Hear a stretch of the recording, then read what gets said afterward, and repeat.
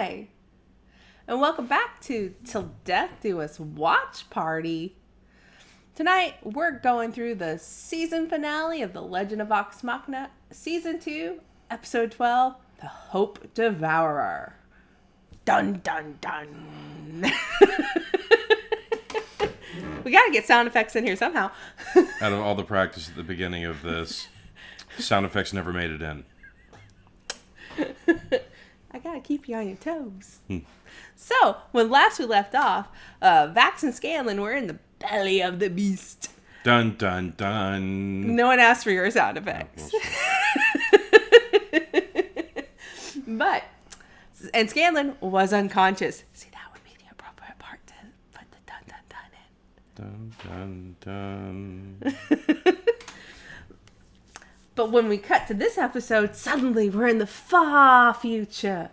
And Scanlan is an old man reading the tale of the adventures of Scanlan and Vox Machina to his grandchildren. And they're so excited to hear the stories of Scanlan, and they want to hear the one about the dragon again, even though he had just finished telling them the story of Craghammer.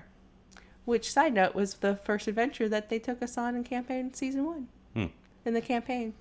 But they did not show that in season 1, but that was when they started the show on for a live stream. They were doing the Craghammer arc. So it was a fun little Easter egg right there. But as it turns out, the book seems to be sentient of some sort, or perhaps a representation of his subconscious, because it tells him to wake up. And then Vax'ildan rips chest hair out of the Scanlan in the present, and he wakes up in pain. What was even better is that they were wake up, and then they started taking on the voices of like his party, telling him to wake up. That was pretty good. Yeah. So Scanlan wakes up, and they seem to be in a tiny bit of a pickle, as they're can tell they're probably flying away, still trapped in the belly of the beast, and they can't go out through the proper out. Dun, dun, dun. Meanwhile, it seems like Grog took out the new activity of parasailing without the parachute, as he basically flies behind the dragon, holding on to his a rope that is attached to his new blood axe. And the dragon tolerates this for a short time, and then he's like, "Nah, mate, you gotta go." And he keeps trying to whip him off. Meanwhile, even further back is the rest of the party, who are all trying to use their various forms of flying to keep up. Not very well. And they can tell that Umbrasyl is going towards a mountain, which they presume is where his lair is. So, while Umbrasyl is juking and driving and trying to dislodge Grog, Scanlan and Vax in the belly decide the only way they can go out, since the rear exit is a no-go, is through the wound that the unmovable sword caused. So they basically, I think, use Scanlan's hand to kind of shove themselves out. So he was daggering at it, but he wasn't getting any progress. And then when the stomach started filling up with the acid, is when Scanlan basically punched them out of there. And which was a nice touch. Yeah. And then when they're falling, Scanlan has been knocked unconscious again, so he cannot use... Well, at first he was on his hand, and then Umbrasyl knocks him off their hand, and he's unconscious. And Scanlan, Vax'ildan, is gifted a set of wings from his armor and flies down to cradle Scanlan as they land. Meanwhile, Grog has been knocked around continuously on the dragon, has started to just kind of clutch with his bare hands to the rear scales, and the dragon finally basically does the equivalent of a barrel roll. Do a barrel roll. Thank you. And Grog goes plummeting to the earth. There is nobody to catch poor Grog. And he decides to let's use Miss Marvel's phrase, embiggen himself. Well, it's, I would have liked to have seen him hit the ground and be like, "Where are the titties that time?" That would have been funny. It would have been a good callback. But instead, he embiggens himself and just makes a bigger crater in the ground. And everyone lands next to him, and Pike tries to heal him, but her magic is faltering, as it tends to do in most situations, it seems. So why embiggen yourself? I don't know. I think this is Grog's 6 intelligence coming into play. Well, I was thinking, like, if you enlarge yourself in the game, you don't get additional hit points, right? No. Okay, because I was just trying to figure out... I think this was them playing into Grog's dumb, so he thinks if he's bigger, it won't hurt so much. Okay, sure. That's all I could figure. It didn't make much sense to me, but this is what Grog did. I mean, a druid falling, turning into a bear, then splatting, losing all the hit points, and then turning back to themselves with no hit point loss. That would have made more sense. Yeah, but he's not a druid. Yeah, it's a Grog, and Grog is not very not very smart. I think he's got an average wisdom, so he could be potentially considered wise in some circles. Intelligent, never. So they're trying to regroup, and there's some envy over Vax's new wings from some of the party, mainly his sister. And then they decide to head on over to where they saw the dragon fly into the mountain. Mm-hmm. And once there, they're still trying to heal Grog, who has apparently at least one broken leg. They decide, well, Vax can just go in and scout by himself. What could possibly go wrong with this plan? So that's what they do. They keep failing the concept of never split the party. And admittedly, I'll give most of the time the rogue some leeway of going, okay, sometimes the rogue does need to break off ahead of the group to do scouting. It's usually within eyesight, though. Yeah, or with a method to get a message back quickly. In this case, neither of those things happened. Plus, Ancient Black Dragon. I believe we mentioned Ancient Black Dragon in our last review. And, skulking into the lair of a dragon is normally a bad idea, especially by yourself. I don't care if you're blessed by the goddess of death. So, quick side thing. I was saying that the rogue needed to at least be in eyesight. And have you ever noticed when I play D&D, when I'm a rogue, I always have chalk? Yeah. I started doing the thing where I went up ahead, circled all the traps, like, Drew, don't touch here, don't step here. And it was funny because Charles had me roll to spot a trap, and I missed it, and it was a stonefall trap. So I was, like, writing something on the wall, and the party turned the corner, and Charles just told me to be quiet. So I just sat there, and the party was like, I don't see the rogue. And they walked up a little bit and saw where I was dragging the chalk across the thing, and then it went straight down and disappeared. They went, yeah, he fell in a trap. That's how they knew. Because my character was dead. He was really, really dead. But they knew it was there, so. Hey, you did your job. Good on you. But, Vax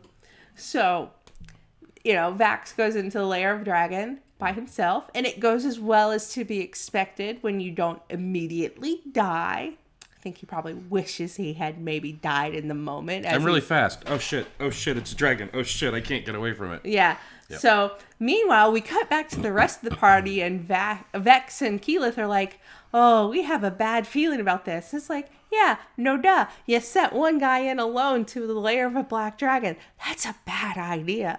So, then they're like, Pike, Grog, we know Grog's not quite right, so we're just going to split the party further and have the 4 of us without our main healer and without our main beefcake, and we're going to go in and just look for Vax.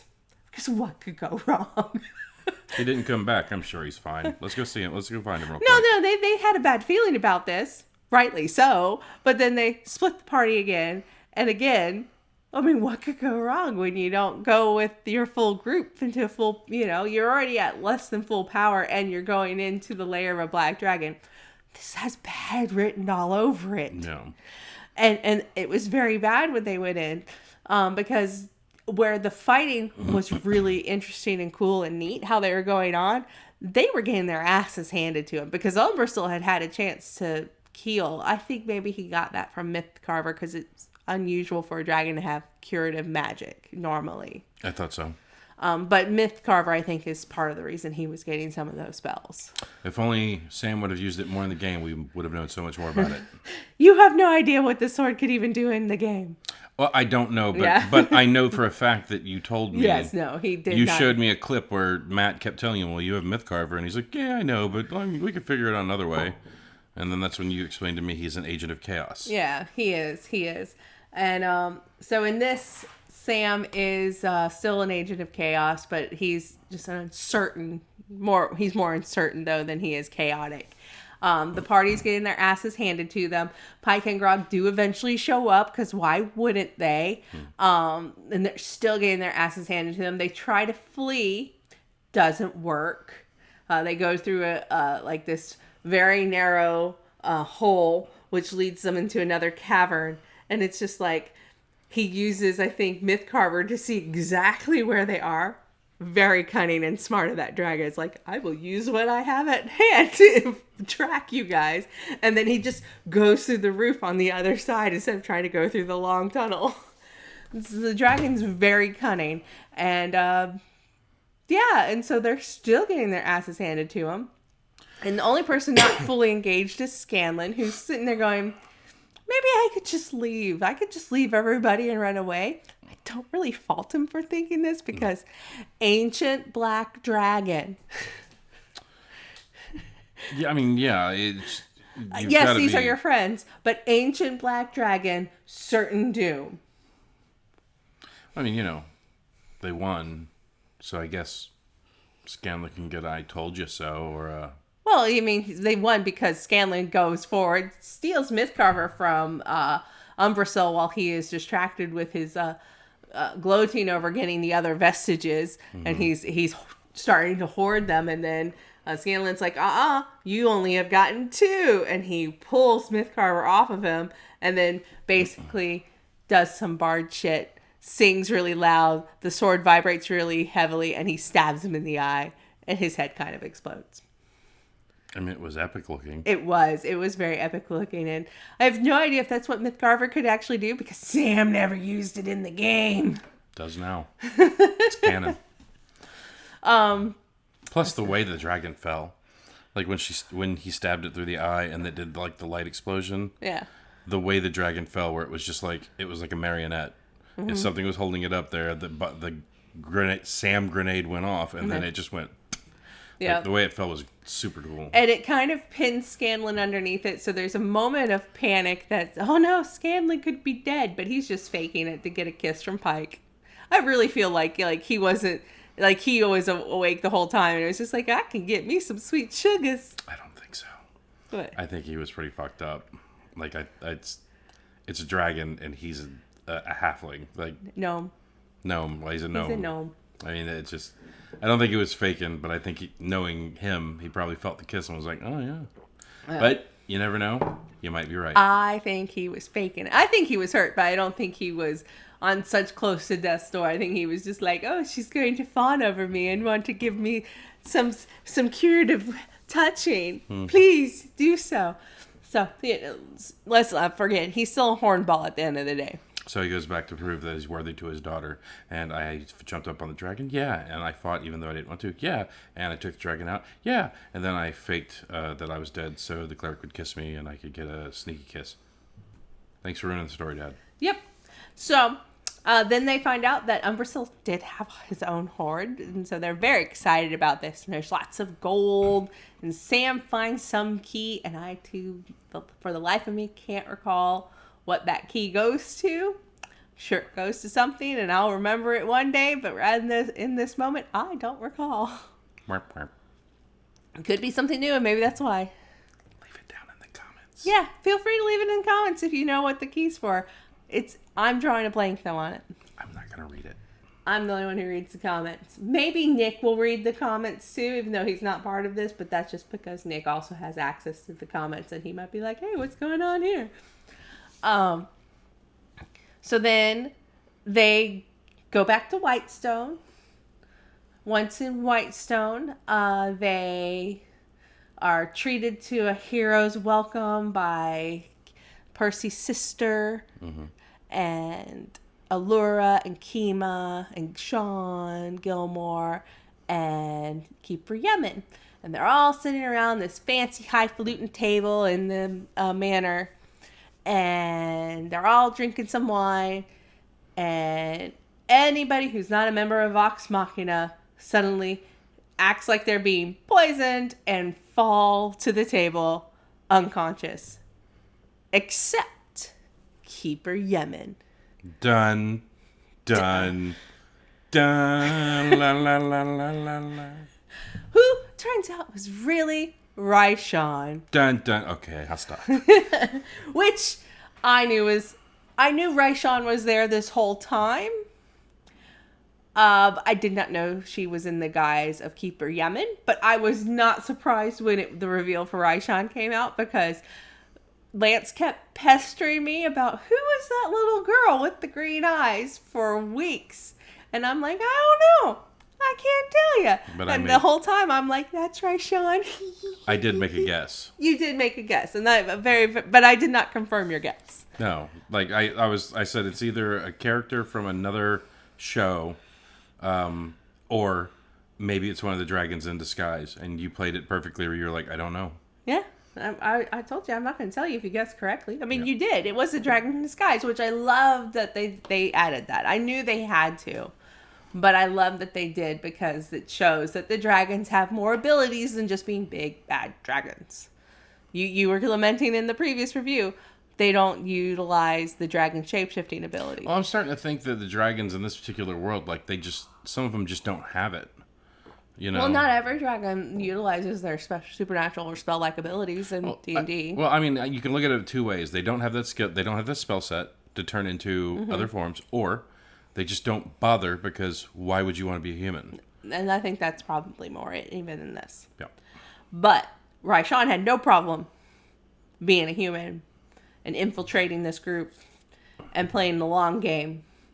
But fortunately for Vox Machina, or maybe not so fortunately, she wants to help them take down Thordak. At least that's what she claims. What'd you say her name was? Raishan. The what? The diseased deceiver. I don't see this going well. I don't know. I mean, that sounds like a very fine and helpful name. I mean, is that a name you give yourself? Maybe. I think I'd like to be called the Diseased Deceiver. Those are a certain ring to it. Those are both very bad things that have very bad connotations. I like it. Diseased. Like gonorrhea? No. And then deceiver. I can't unfortunately. I know why she's known as the diseased deceiver, but I cannot go into that yet. It's spoilery. They do explain her name. So, or they should at least. Put it down in the comments. He's not going to read it. I might read that one. No, he won't. But that is the end. Because that's kind of where they leave off, with them making left with the pact to make with Raishan, and good luck in season 3, folks. Should be interesting. Because they either have 2 or 3 dragons left to kill. I mean, we did get a brief appearance of Voragul telling Thordak that Umbrasyl, in his lust for the vestiges, got himself killed. But Thordak didn't care. And he shows off a bunch of dragon eggs. But... Okay, you finally said it. Thank you. Because I asked you what was in the eggs, and I said they kind of look like dragon eggs, or they could be something else. And you went, I don't know. What would you need money to make a bunch of? And it's like, why would you need money to make dragon eggs? But maybe there's more to it than just regular dragons. Is that you saying that you know what's going on? I know what's going on to a certain degree, yes. Okay. So, yeah, those are very Money obvious. dragons. Those are very obviously dragon eggs. There's no disputing what they look like on the screen. But is there something more to them? I cannot tell you. I know what it is. Why would you need precious metals? They're dragon eggs, and their skin is not only scaly, but coated in metals to make them super, super not easy to kill. So they're metallic chromatic dragons? Yes. So then they're blending their alignments so they're both good and evil at once, and they're basically yin yangs? You can be evil and wear good and wear Lance, goodly-looking armor. I'm just joking with you. I mean, no, I like where you're going. I'm picking up what you're putting down, but I'm just saying. That's just my guess. Why would you need money? I don't know. Tune in to season 3 and find out. In 4 years. No, they've already said it's coming out next year. How? They put out the season 1 came out in January of 2021. Season 2 came out in January of 2022.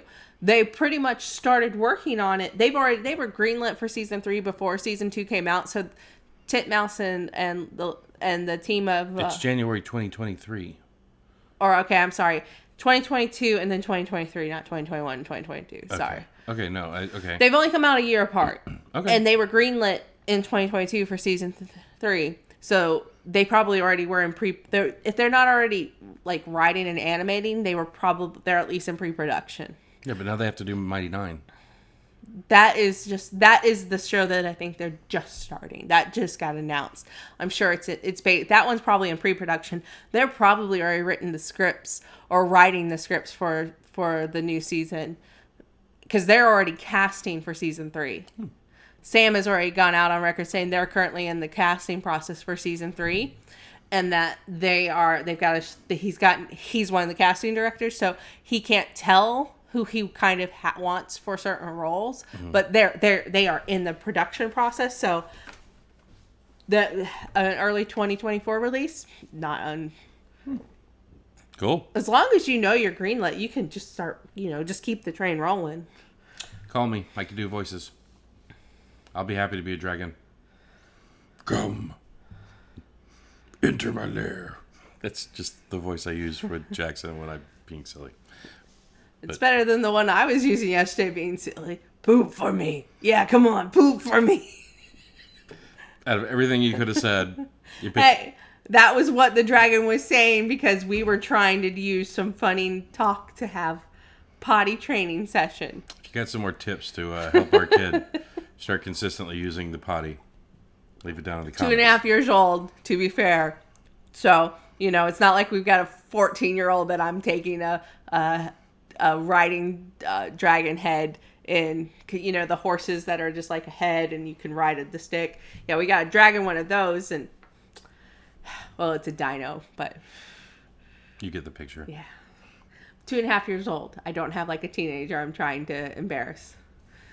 But when you watch this as a teenager, he's gonna be embarrassed. We zinged you. So is there anything that stood out to you in this episode? Well, that's my question for you. Well, shit. I thought I'd just fill the air while you took a sip of your tea. I like my tea. So what did you think stood out in this episode, Lance? Scanlan hitting it in the head with Myth Carver. I thought that was pretty good. That had to have been a nat 20 for like as epic as that hit looked. Yeah. Character that stood out for you? I'd say Raishan. Yeah. I liked that twist. Yeah. I thought that was pretty good. I liked the way that they animated it so that like they kind of showed you like they didn't fully transform her back, so she just kind of had like the scaliness on one side of her face. Mm-hmm. I like that. Yeah. But the full-on dragon eyes going on. So I only had one complaint. Mm-hmm. Because a dragon takes a human form, it's still a dragon. Mm-hmm. And every single time a dragon gets near Vax. But Raishan said, "Isn't it weird how my ability your little ability's never gone off around me?" Suggesting that she was aware of that and was doing something to mask it. They called that out and pointed out that Vex did not notice her at all, despite having her like preternatural awareness of dragons normally. So is she faking? I think Raishan has some sort of magic that effectively is cloaking her. It's kind of like how you can get alignment, like you can get the amulets that'll keep you from being scryed. Mm-hmm. I think she has something similar to that. Something that cloaks her from senses. Interesting. Because you can do that in D&D. You can get items to cloak you from being able to be scryed upon. Change that can hide your alignment. So to have something that would mask you from somebody's preternatural sense to know that you're a dragon wouldn't be, whether it's a spell or if it was never mind. an item. I give the episode full points back. I must have missed that. I didn't. I heard her. I heard her say that. But as soon as like everyone started collapsing, it's like, oh, that's right, Sean. Yay. So they did one thing that I've noticed they've been doing a lot in like podcasty D&D stuff. I haven't listened to a lot, mind you, but it's always throw them into the last battle with a big high muckety muck with like half their hit points. No, I mean they play up. They often played up the encounters. Like Matt doesn't give them normally a lot of time to be like, oh, you need, if they're going to have a big fight, and he's not just going to give them like straight to the big fight. He's going to try and wear down some of their resources. And if they overuse their resources, that's on them. See, what makes me laugh about that is I think back to the 4th Ed game in the very beginning. Where we stopped after every encounter, like, we're going to take a short rest. Every second encounter, we took a short rest. And then Or one time we took a long rest. So it was like we'd do an encounter, then we'd walk a little bit, and I'd be like, I'm hungry, and my leg hurts. And then we would do another encounter, blow all of our cards. Then we would seal up a room, and then sleep for 8 hours. And I shit you not, we did another couple of encounters, then we took another rest, and then did another couple of encounters and another rest. And finally someone at the table went, this is the slowest dungeon in the world. And they were like, no, it's just that we suck, and we're not good at resource management right now. Yeah. Because we were just learning how to use the cards. Yeah, it took us a while to get our groove on. And then our DM, Shane, did start to punish us for taking some of the rest, repopulating some of the encounters. Yeah. Removing some of the treasure. Yeah. I know. The treasure just didn't exist. Oh, well, there's that. But yeah, so we missed it by 2 points. 3 points. It makes it hurt a little less, I guess. One day you'll understand the 3 victory point loss condition. That's going to go on Shane's grave. He already knows that. He's aware of that. It's going to be his dying shame. He missed it by 3 points. How about you? What stood out to you? Who was the MVP? I would still say Umbrasyl. I really liked Umbrasyl in this episode. I loved how conniving and cunning he was with how he was using everything to his advantage, and the fact that they were trying to be kind to one another by like keeping the injured ones away and splitting the party and doing all this instead of sticking together as a group, because for some reason they keep forgetting that they're strongest together. And that irks me sometimes about them. They're like, oh, we gotta go our separate ways and do this often. And I get it. Animation wise, it makes sense to split the party because it's easier to animate smaller groups.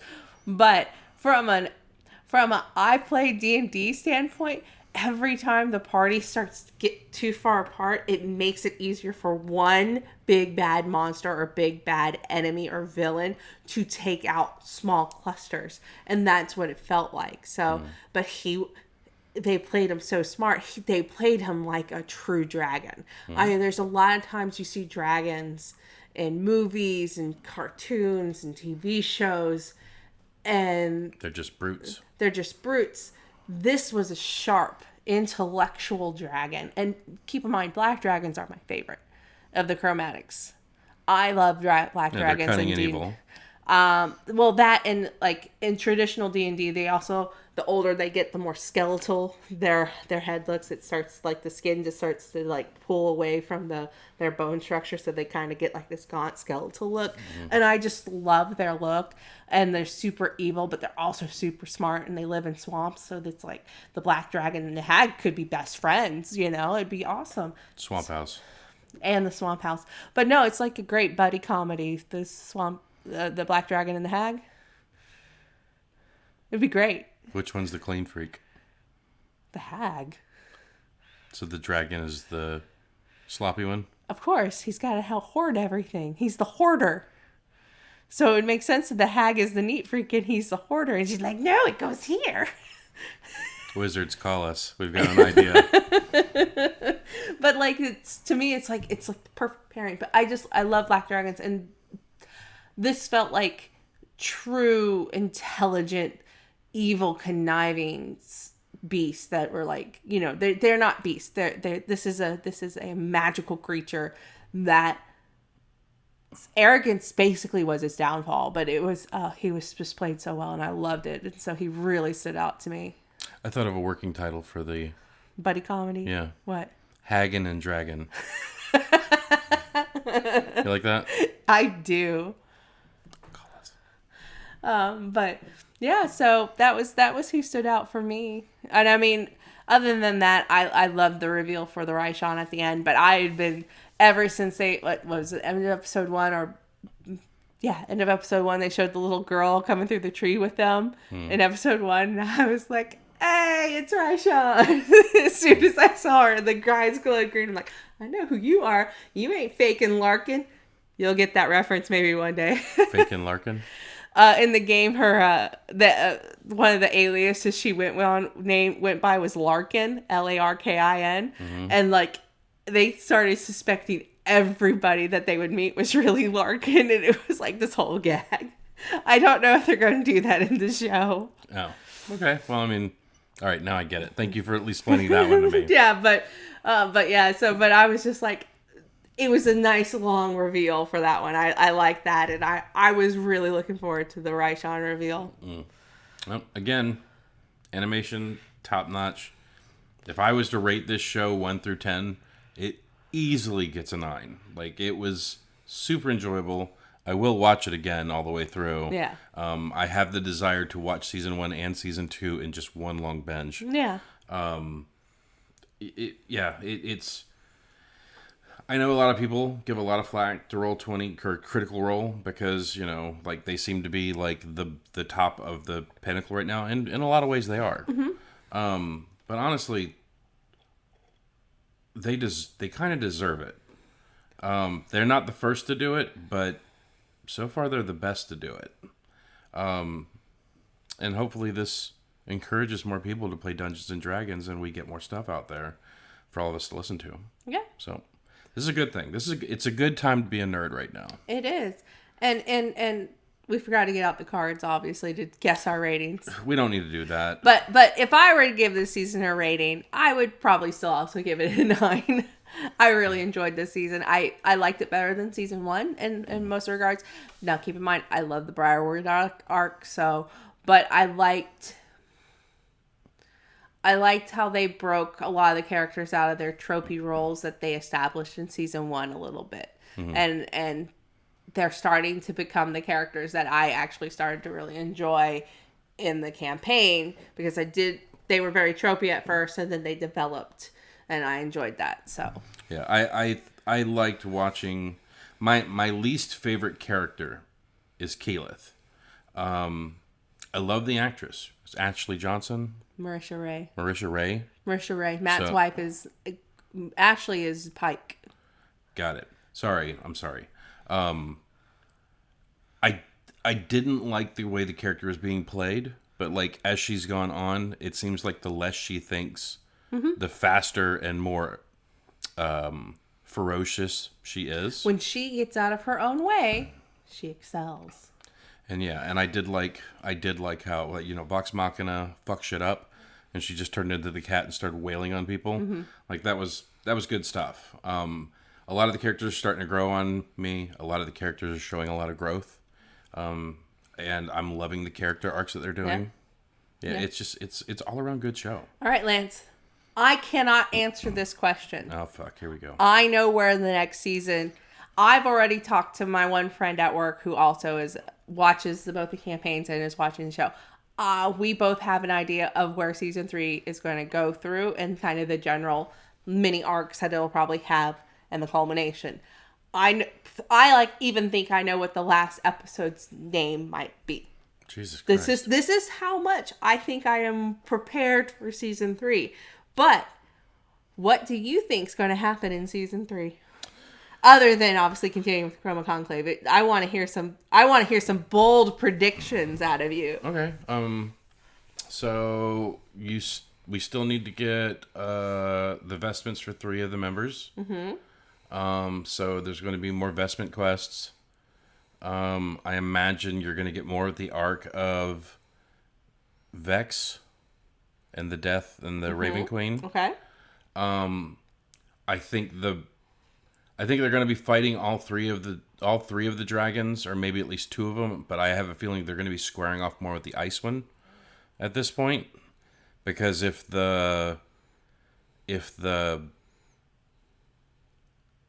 Raishan is trying to help them, then it wouldn't be very advantageous for her to hinder them. So, and it just seems like the Red's not going to do anything except look really intimidating and bark out orders. They're underusing Lance Reddick. That man is a fucking treasure. So I think they're going to be fighting a lot of the ice guy, shenanigans, looking for vestments, more background information on the characters. Other than that, it's kind of hard for me to predict what they'll do. Okay. So, are you at least going to say what you think the title of the last episode is going to be? I think it's going to be called The Bard's Lament. I also think that Scanlan's going to die, or someone that Scanlan likes is going to die. That's my predictions. Yeah. We'll see about that. Well, I mean, you already had, 2 character deaths this season? Let's see. Vex died. Mm-hmm. That's the only one who died this season. I mean, technically Vax did so he could meet the Raven Queen. But that wasn't... technically it's not, but... No. Did anybody die the first season? No. Okay. Well, Keyleth almost died when they were fighting Delilah. Okay. Because remember, she had she kind of got that glassy look, but she wasn't dead. But they had to get her away from the orb that was attached to the ziggurat. And once they did, I think they were able to pump magic into her and get her back. She didn't actually die. She came close. Higher level D&D games, especially when you just found a dragon's hoard, death becomes nothing. But again, Matt put new rules for resurrection specifically to give it consequences, to give it to be something more than just a money sink of, oh, you died, do you got 1,000 gold? Okay, you can come back. He wanted there to feel like there were stakes if your character happened to die. So it's not as simple as just having the diamonds and casting the spell. It's having the diamonds, casting the spell, having the friends in the game, having the people perform the ritual to augment the spell. And if you succeed, you make the difficulty lower. That Matt's going to roll it behind the scenes. He's not even going to show you what he rolls. But he has like a DC, and I think it's around 10, and it can go up or down. The more times you died, the higher that DC grows. And then up to 3 people can help with the ritual, and if they succeed, I think it reduces it by 2, but if they fail, it increases the difficulty. And you don't have to have religion or spellcraft to assist. You just have to bring a meaningful moment or meaning to the ritual. So if, say something happened to Pike and Pike died, and Grog wanted to assist, and Grog was just like, I'm going to, like do some kind of like weird kata with his sword to show his prowess, and and everything, or bleed on her and whatnot, as long as he rolled the skill check and passed it. And Matt might give it a slightly higher DC if it's kind of weird for them to pass, but as long as they pass, then it works. It doesn't matter. It's invoking role play out of the players to be like, what do you feel you can bring to the table that would speak to that person's soul? And that might not be a religion check. That might be, that might be an item that they had on them, and tears and emotion. That makes more sense. Yeah. I think it also almost should be like Happy Death Day. Yeah. Every time you die, when you come back, a little something's missing. Yeah. Your strength. You're missing a point. I think it should count like if your character gets splotched on the ground. Yeah. You come back with like 1 point of con missing. Yeah. But yeah, so he gives it stakes because, there is something he said that it sometimes can be too easy just to come back from death in D&D. So that's the point. And they kind of hinted at that a little bit with the Vex and Vax storyline when she died is, the Raven Queen was there and was ready to snatch her, even though there was a ritual being cast. So but that'll make my that'll make my champion grumpy. So maybe. Well, that was I think she was. She leveraged that moment to force him to become her champion. Well, it's like, your champion's already grumpy. Well, no, it'll be grumpier. I can't imagine him being any more grumpier. I'm so dark. Yes. I'm so dark that colors don't reflect off me. Yeah. But yeah, I think they're gonna end the episode on an episode called The Bard's Lament. We'll see. We'll see how right you are. And I think it'll be epic if it happens. They're gonna kill Pike, or they're gonna kill his daughter. We shall see. We shall. All right. Well, this has been a fun 12-episode trek on Till Death Do Us Watch Party, exploring The Legend of Vox Machina Season 2. We don't know what we're going to watch next or when that might be, but just stay tuned and maybe there's some new episodes for something new we'll pop in that Nick didn't want to watch and we decided we'd delve into ourselves. We love and miss you, Nick. But we really wanted to talk about this one. One day you'll watch it, maybe, in like 17 years. And you'll be like, meh. Meh. I give it a 4. Yeah, it was okay. But until next time. All right. Have a nice night. Say the line. Don't split the party. Yes. I said it like 5 times already in this episode. But you have to say it at the... You know what? Good night. Good night.